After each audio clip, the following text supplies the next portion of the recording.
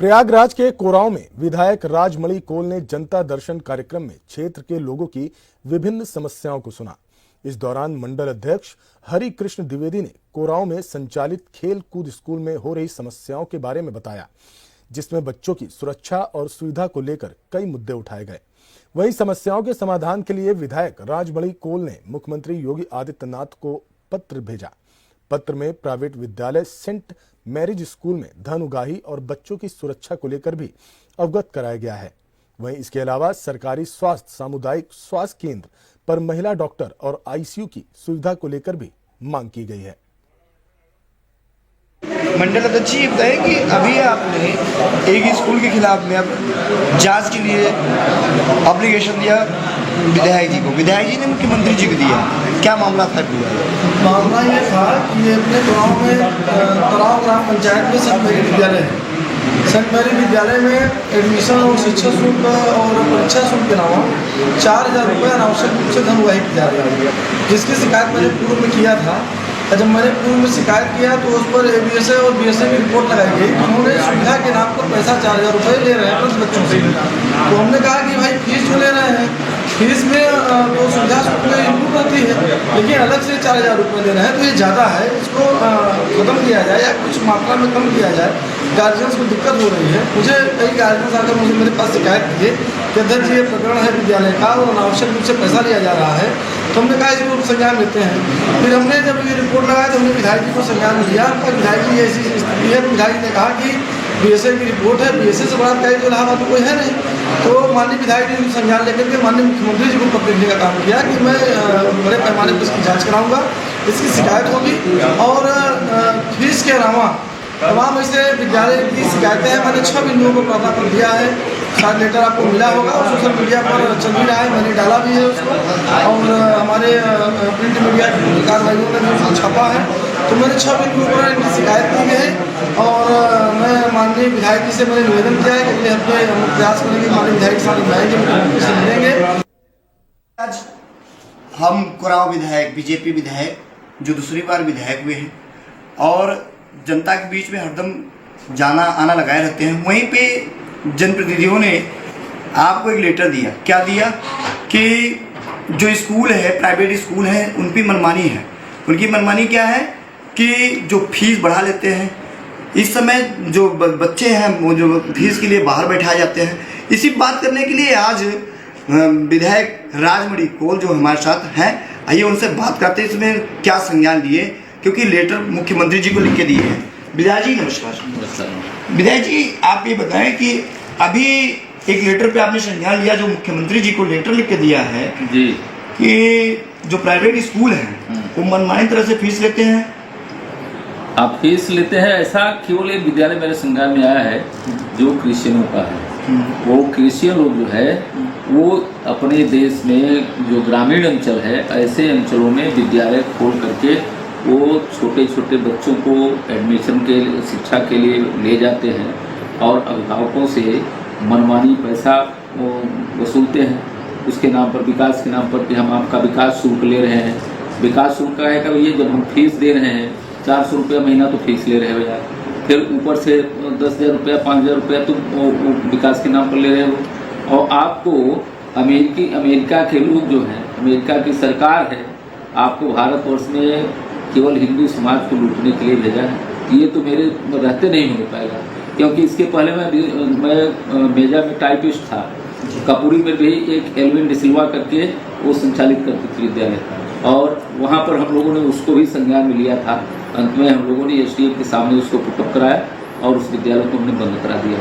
मेरे रहते रहते मेरी विधानसभा में क्रिश्चियन लोग यहाँ नहीं पहुँचने पाएंगे, क्योंकि ये हमारे धर्म का परिवर्तन की दृष्टि से आते हैं। हिंदू धर्म को, सनातन धर्म को नष्ट करने की दृष्टि से ये विद्यालय के माध्यम से, स्वास्थ्य के माध्यम से तमाम तरह का प्रलोभन देकर के करते हैं। शादी गरीबों की कराते हैं तो उससे उनको प्रलोभन देकर करते हैं। इसके लिए तो हमारी सरकार कर रही है ना, गरीबों की शादी के लिए, बेटियों के लिए। अब तो पहले हम लोग 50,000 हमारी सरकार देती थी, आज 1 लाख रुपया दे रही है। स्वास्थ्य के लिए हमारी सरकार जो है स्वास्थ्य बीमा भी दिया है। उसके बावजूद ही माननीय हमारे मुख्यमंत्री जी, जो भी गरीब बीमार रहता है गंभीर रूप से, उसके इलाज के लिए जितना पैसा लगता है वो अस्पताल हमारी सरकार, माननीय मुख्यमंत्री जी वहाँ भेजने का काम करते हैं। हम तो सर्वांगीण विकास के लिए आई सरकार। जी, सबसे बड़ी बात यह है कि जो दवाई की बात कर रहे हैं, दवाई तो इस समय क्या नाम है, दवाई जो यहाँ से जहाँ बैठे हैं, यहाँ से जाते जाते लोग बाग जो महिलाएं हैं डिलीवरी के दौरान ख़त्म हो जाती हैं, क्योंकि यहाँ कुराओं से स्वरूपरानी 65 किलोमीटर दूर है। इसे भी आप संज्ञान दिए?